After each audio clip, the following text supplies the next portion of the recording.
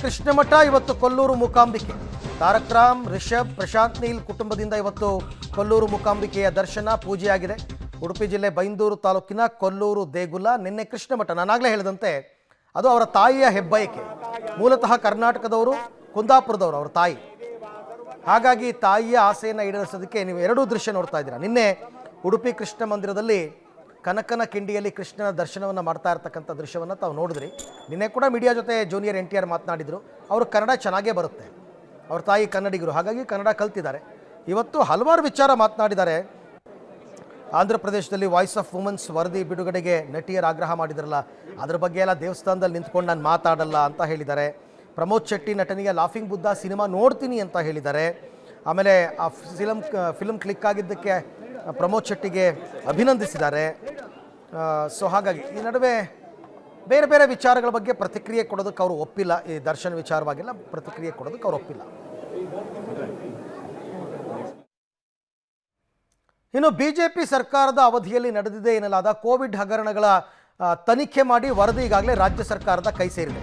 ಇದಕ್ಕೆ ಸಂಸದ ಸುಧಾಕರ್ ಅವರು ರಿಯಾಕ್ಟ್ ಮಾಡಿದರು.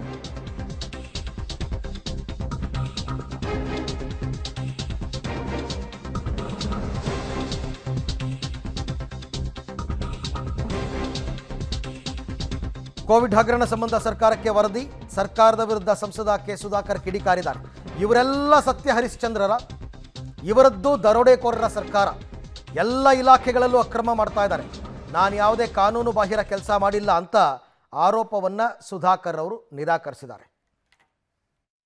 ನ್ಯಾಯಾಧೀಶರು ಮೈಕಲ್ ಕುನ್ನಾರ್ ಅವರು ಅವರ ನೇತೃತ್ವದಲ್ಲಿ ಏಕಸದಸ್ಯ ಆಯೋಗನ ರಚನೆ ಮಾಡಿ ಕೋವಿಡ್ ಸಂದರ್ಭದಲ್ಲಿ ಯಾವ ರೀತಿ ಇಂದಿನ ಸರ್ಕಾರ BJP ನೇತೃತ್ವದ ಸರ್ಕಾರದ ಸಮಯದಲ್ಲಿ ಆಗಿರಬಹುದಾದಂಥ ಭ್ರಷ್ಟಾಚಾರದ ಬಗ್ಗೆ ತನಿಖೆಯನ್ನು ಸಂಪೂರ್ಣವಾಗಿ ಮಾಡಬೇಕು ಅಂತೇಳಿ ಅದಕ್ಕೆ ಈ ಸರ್ಕಾರ ಬಂದ ಕೂಡಲೇ ಮಾಡಿದೆ.